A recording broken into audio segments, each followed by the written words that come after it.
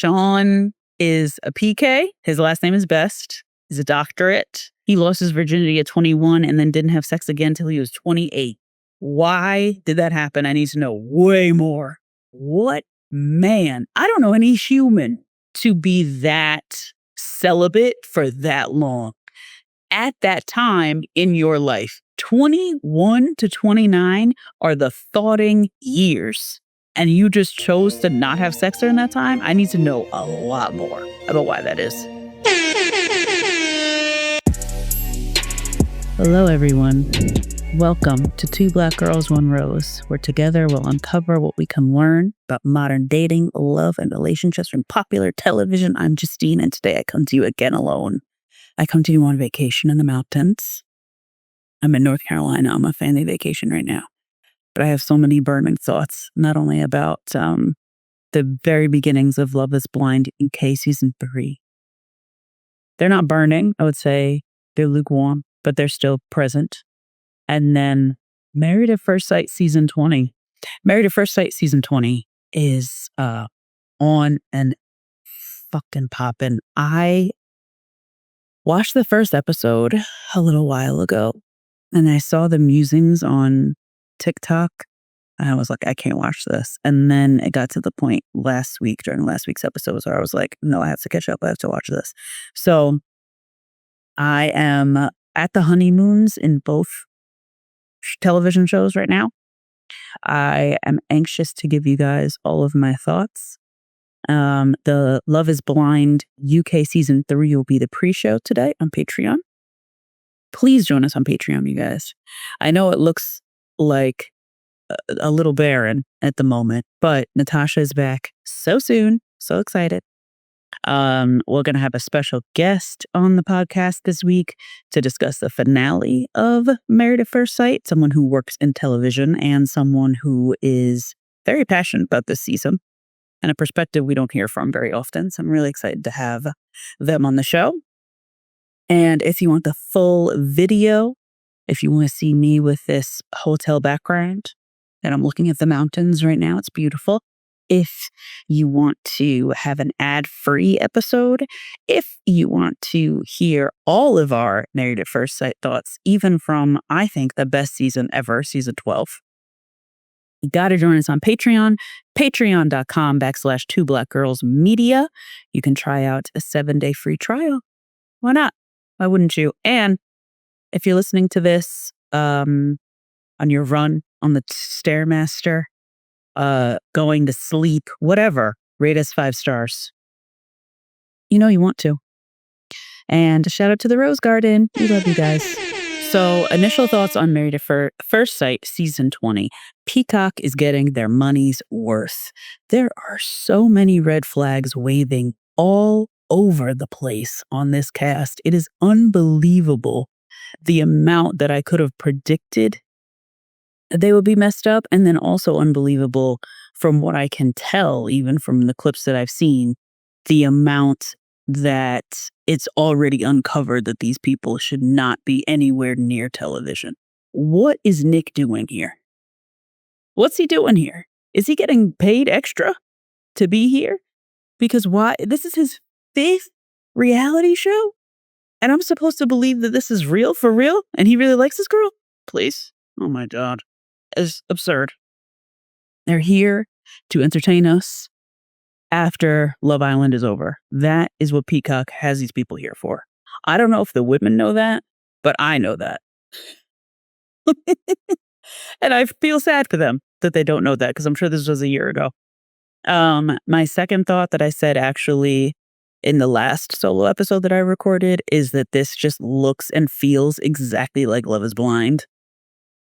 And it's working, right? There's so many more people watching. People are way more invested in the cast than they were previously, especially that previous cast on Married at First Sight 19. They were very, very boring. But the way it's shot, the way it's edited and spliced together, it just looks, feels, tastes, and walks and talks just like Love is Blind. So that's kind of what I feel like I'm watching. Anyway, if you want to hear the pre-show, all of my thoughts on Love is Blind UK Season 3 which is so fascinating, but not. Join us on Patreon for the pre-show. Okay, let's get into Married at First Sight season 20. I'm at episode, I want to say 5. So I'm up to the honeymoons. I'm in Riviera, Mexico with them, but I've seen a lot of TikTok clips and I'm trying to avoid them so that I can make my own opinions. But I'm just telling you guys right now, every last one of these men is not ready for marriage. Not one. Oh, no. Maybe Cameron. Cameron and Michelle, totally nice, totally normal, fine. All the rest, oh, Devin too. Devin seems like a nice guy. All the rest of them have serious, obvious red flags. Let's go couple by couple. Marissa and Adam, they met already. That's crazy. That is that. Oh my God, I would die because I already rejected you. Whoever it was, you know what I mean? So I would just die. Then they get up to the altar and she says this really nice speech about her being raised by a nice mother who tried so hard. I can't wait to build our family. And he says that he wants to vibe to the max.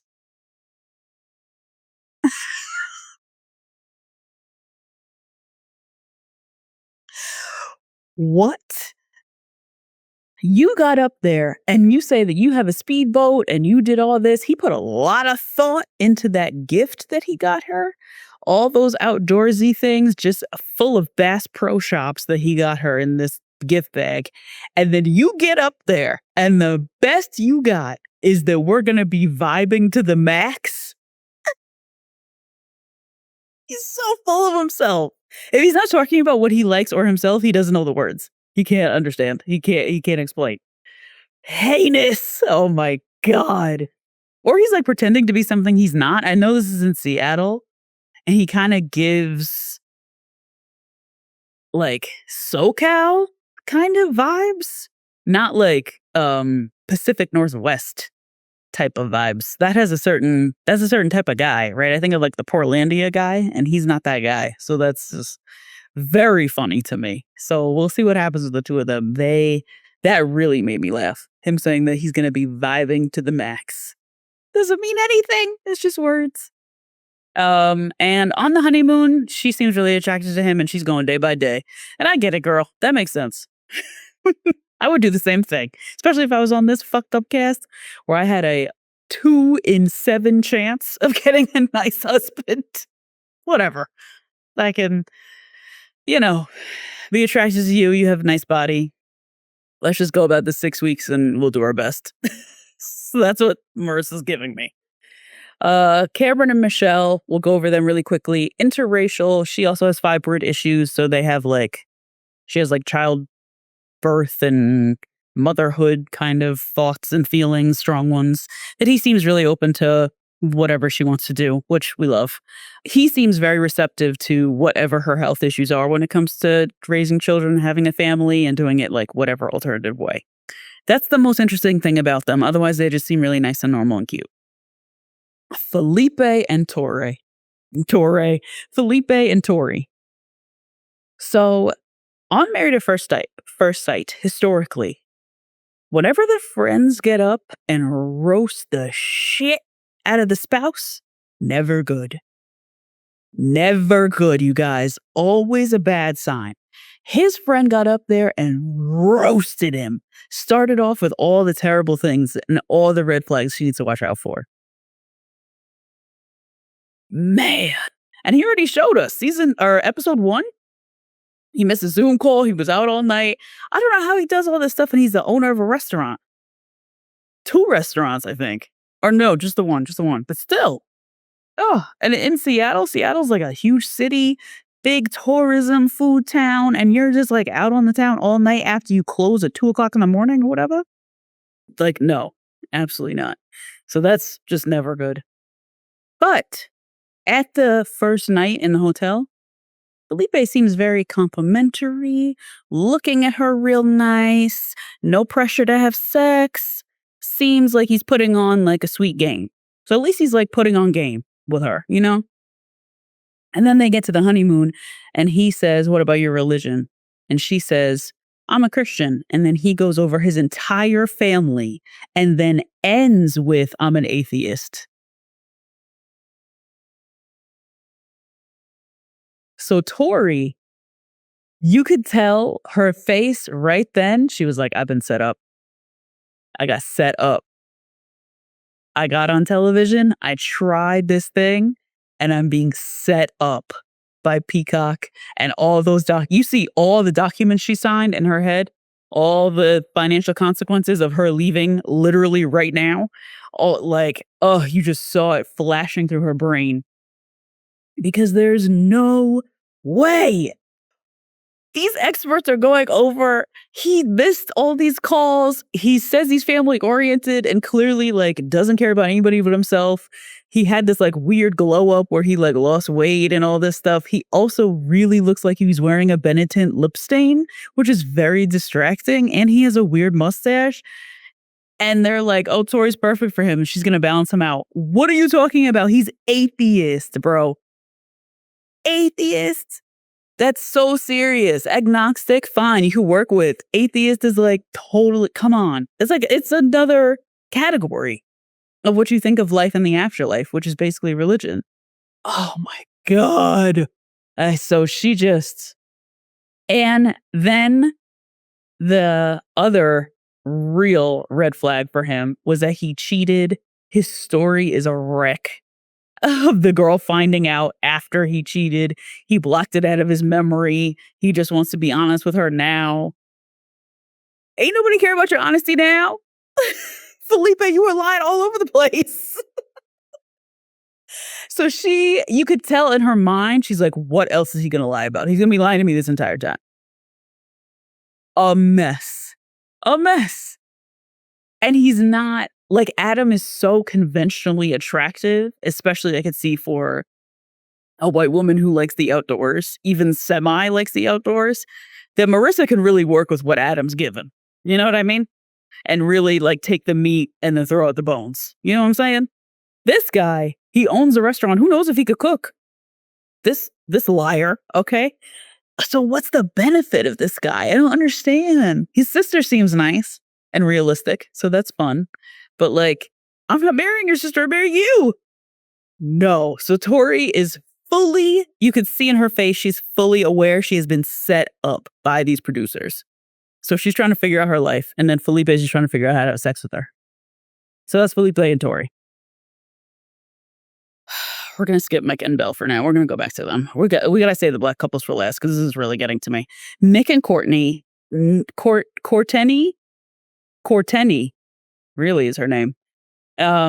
Wants a conservative but doesn't know what January 6th was. She was lying. She was lying. She absolutely knows what January 6th was. I feel like she missed the bus taking it there.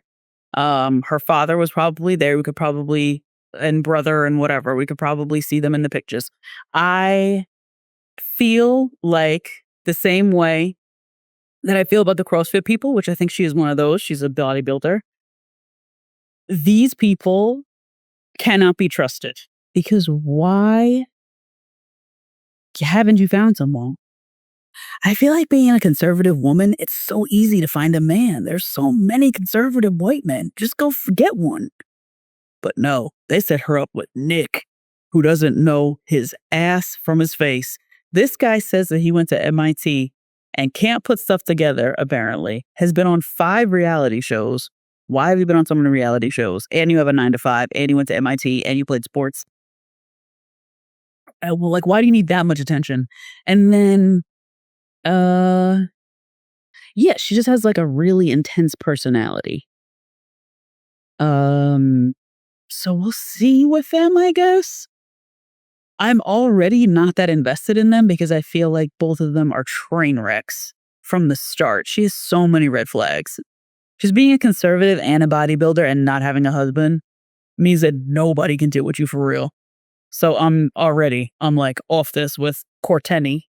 And just like, I don't want to watch conservative people find love. We started this podcast on The Bachelor. I'm good. Oh God. And just, does anybody else put down below if anybody else feels like as soon as you say you go to MIT, Harvard, Stanford, blah, blah, blah, there's a certain expectation of you, and he's not meeting a single one of those expectations. Like, nothing about him says that he graduated from MIT. Nothing. When she was like, "Oh, are you handy?" and he said no, I was like, "How are you not handy? Didn't you go to engineering class? Wasn't that a prereq? Like English 101 where you went?" Maybe I'm just ignorant, but that's how I feel. Always on the hunt for good gold hoops. And since my schedule has gotten even more hectic, I find myself losing them in the wash. That created a whole drama last week.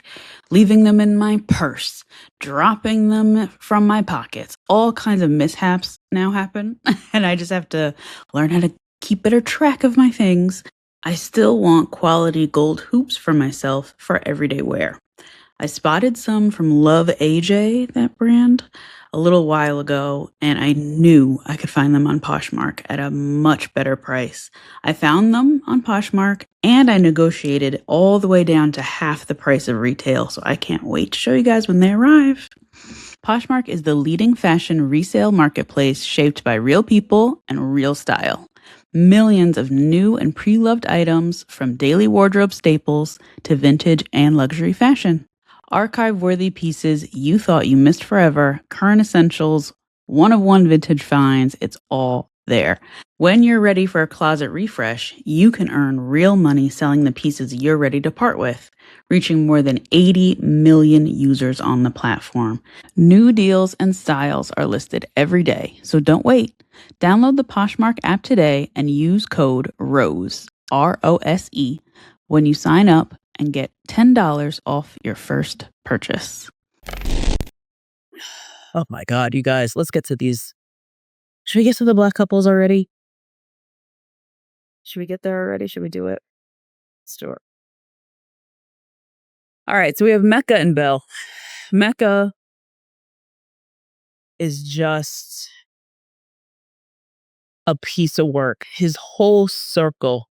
When he is talking about himself and how good looking he is and humble, I just don't know what plane of reality he's living on. So that obviously makes me nervous. Belle Jolie, or Belle, it seems like a really sweet girl. She's a little desperate, though. Got a little bit of a desperate energy about her. But that's okay. I think a lot of us have been there, right? So I don't mind it. Or I don't fault her for it, I should say. But I think it's going to get her in trouble on this show, right? Even her saying that she requested a black man. I'm married to a black man. I love being with a black man. I love being a black woman. Howsoever, if I'm going on a reality television show, I got to be open to everybody. I have to. You have to open up. Because number one, otherwise they might try to play you, which is exactly what they're doing to both Belle and Nikki. They're trying to play them out. And then number two, it just feels like it really isn't your last option. You know what I'm saying? Like your last option to find a husband who is a black man is television? That doesn't seem, you know what I'm saying? That just doesn't fit right. Right? I don't know. Maybe I'm talking from like a spoiled perspective because I have an amazing black husband, but I'm just like, there's growth to be done here. And there's also examples that we've seen, right? How amazingly beneficial has Lauren and Cameron from Love is Blind season 1. How amazing is it her going in and saying, I'm open to anybody and getting this dweebazoid husband who is so fabulous and so nice to her. And then same with Alandria. She was like, Nick is really cute. I really like him. Coming in open. That girl went to Tuskegee University. Okay. Blackety black as hell and was like, I'm open. Look at her life now. Look at look at what that partnership and what opening up did for both of them. One of them single and one of them married. It really, really helped them out to be so open. And so I wish that for both Belle and Nikki. And I hope that comes across as that I'm pro black women. I'm not anti-black love by any means. I just don't feel like you should come on the show with that kind of restriction because you shouldn't trust these experts to do you right. in that scenario. And you should expand your horizons because it will expand your life. Right? Okay. So, back to Belle and Mecca's wedding. So this guy gets up there. He's talking about the kiss nonstop in the dressing room. Nonstop. Is she going to kiss me? This is what this means. This is what that means. And this is when I knew he had serious like performance anxiety as far as sexuality goes. Like sexuality, not even sex. It's the sex, the act of sex itself. Sexuality as a performance. Because this with the nails and then the braids, like the real like showiness that he has, and then him ranking her attraction to him based on a kiss when they've never even met is so calculated and so self-centered for him to do, and so such a projection. So everything that he's doing is a projection. And then his weird ass daddy asking him about that shit, asking her, questioning her about the kiss on the cheek. It just gives like, she owes me this, like, yeah, just like the projection and performance of sexuality rather than how you actually feel. Do you actually want to kiss this person who you don't know? Or do you just want to prove to your friends and her friends that you're irresistible and she couldn't help but to be physically attracted to you? That's projection. And that has nothing to do with Belle. That has everything to do with you. So I had real issues with him and the kissing thing. And it just, obviously it's one of the many red flags of this man. I don't see a single green one. His dad got up there and roasted the shit out of him. Why was he even invited? I don't even know why he still speaks to that man. Because he's weird. Obviously I've seen on TikTok, this is what even got me into the season, all these very, very odd skits that they're doing. What are you doing making skits? You're a principal of a school and apparently the owner of a sanitation business at the same time. What are you doing making skits, my guy, on TikTok that are very weirdly sexual with your son? And then let's not forget that Mecca has it in his mind that both his mother and stepmother abandoned his dad. There's no fucking way that's true. Okay? There's no way that's true. So whatever story logic told him, maybe his mother, maybe his birth mother abandoned them, but not that stepmother. There were signs and she ran with whatever she could and is never to be seen again. Like, please. She's probably watching this like, told y'all. She probably reached out to Belle. I hope she did. I hope she'll be at the reunion. Anyway, also, Logic's toast at the wedding was entirely too long for someone who he doesn't even know. You don't know this lady. Just say, oh my God, it's so great. You're marrying a husband. Welcome to the family. Boom. You didn't say anything else, but he's over there telling his whole life story. So weird. So weird. So weird. Belle seems like a very nice, sweet girl. Also just too closed in, too boxed in for her own good. We've all been there. I don't blame you, Belle.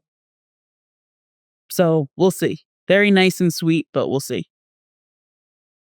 Okay, Sean and Nikki. We'll end with Sean and Nikki. Let's start here. Sean is the sassiest nigga we've seen since, who's this one on Love is Blind season 1 who's always on TikTok live with 12 people in it? Carlton. There we go. Carlton from Love is Blind season 1 is the sassiest. And then, no, I actually think this nigga here is the sassiest that we've ever seen. Kwame, he's another one, sassy energy. Then, I'm trying to think. Honestly, Adam's a little sassy from this season of Married at First Sight, but this is a sassy, short, little bite-sized nigga they got here on this show. I knew he was for performance only. To think that this man would be serious about marrying a woman is crazy. And to not look in his eyes and know he's a scammer.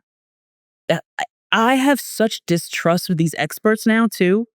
They should have done I know last season they had the same, it was Pastor Cal and Dr. Pepper again. To do this kind of season with this level of foolishness and social experimentation and have these experts be such scammers, it's a lot. So I'm not going to trust anything that these people do from here on out. But yeah, Sean is a PK. His last name is Best. He's a doctorate. He's older. I want to say he's like 40 something. He likes taller women. He's very like particular about his physical type with the women that he engages with physically, but also has a very weird sexual history. He lost his virginity at 21 and then didn't have sex again until he was 28. Why did that happen? I need to know way more. Way, way more. What man? I don't know any human. Who hasn't been either extremely confused about their sexuality or gender identity or has been in like serious religious psychosis to be that celibate for that long. At that time in your life, 21 to 29 are the thoughting years. And you just chose to not have sex during that time. I need to know a lot more about why that is. It seems like you're having issues with something and you had a problem with something. And I would like to know what that problem is before we marry you off to Nikki. Oh, God. Oh, my God. So I'm just annoyed with him. He's really, really condescending when he talks. He definitely thinks that he's better than everybody because he has a doctorate. He definitely has Napoleon syndrome, whatever the hell that is. And his energy, everything about him, he's very smug. I don't like him. And then I saw an ad for his book about what love teaches you or some stupidness. What did you do for those 7 years? That book I'd read. What? He's just missing it, just missing the target all the way around. Then we have Nikki, who I can see she's particular also, right? Very particular lady. She seems like she's, doing her best, put her career first, grew up with very little money. So she was like, really out there doing the career thing and now is looking for a husband, wants to have kids, is a little late in the game though, right? And a little bit particular, a little picky. So she's picky about height, but she's also pretty picky about her salary range. But normal.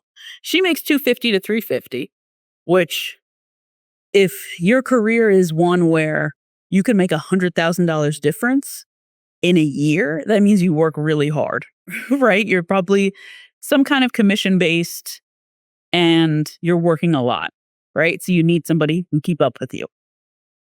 This nigga, the expert, is talking about okay, what's your standard for what you want? She said, open to 200, but I'd really like my same range.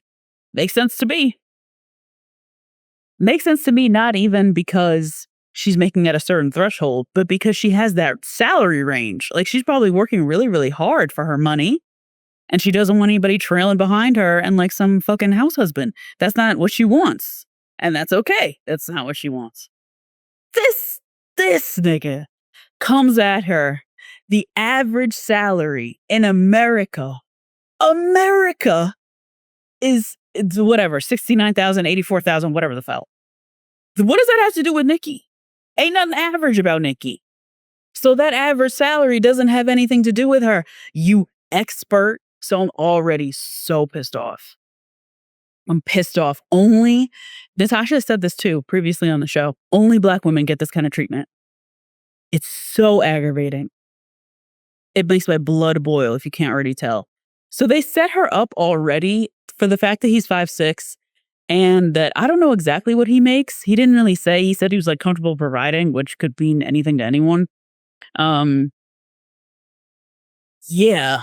The fact that they're asking her already to settle in multiple ways, I was like, oh, they want to humble this Black woman. They want to humble this older, fit, money-making Black woman into thinking that this is the best she gonna get. And this is the story that they're gonna tell. Hate this. I hate this so much. This is why I had to get on the mic today alone. I hated this so So, so bad. Then she gets on that island. She's like, oh no, I hate you. Which is her right to do. That's her right. Then they get to the honeymoon piece. He says something that is the biggest red flag, I think, especially from someone who professes themselves to be an academic. He says, I feel really way more comfortable than she does. So you need to make her feel comfortable. I think that's weird. When people are talking about sexual attraction and they are saying that they are so much more comfortable and then the other person just has to adapt, that means that you do not understand actually how like sexual exchange works. There's a lot of ego in sex. And if I may quote the doctor, Esther Perel, she has said previously, especially women's ego has to be stroked the entire time that foreplay starts until sex ends. It has to be the women's ego has to be out of control. Otherwise, it's really hard for women to let go and be naked and be vulnerable in that way. So for you to say like, oh, I'm really comfortable, but she'll get used to it, it means that you don't know really how sex works with women. And that you, again, kind of like the Mecca thing with the kiss, like you're performing. And I didn't sign up to be your co-star in this play. Like I didn't sign up for that. I signed up for a mutual attraction, which we don't have, right? She don't like him. So, this like, can I have a kiss? You guys, I would die. You guys, I would die. I would die. She's another one. She's going in her mind. She's like Tori. She's like, okay, what's the NDA? Can I pay it? Because she might be able to pay it. Honestly, if she makes that $350, she might be able to pay the NDA. Oh, girl. So he's already like coming on really strong with her physically, but then has this sassy, nasty attitude. He's saying weird, corny ass lines like bow chicka wow wow. He said that like seriously, for real. He meant that when he was taking off his shirt. Girl, how did you get that physique? Cut out the girl. Why are you talking like that? There's nothing. He's very odd. He's a very odd man. And I just don't like that they're putting Nikki through this on television, clearly in order to humble her and put her in a certain place in her mind.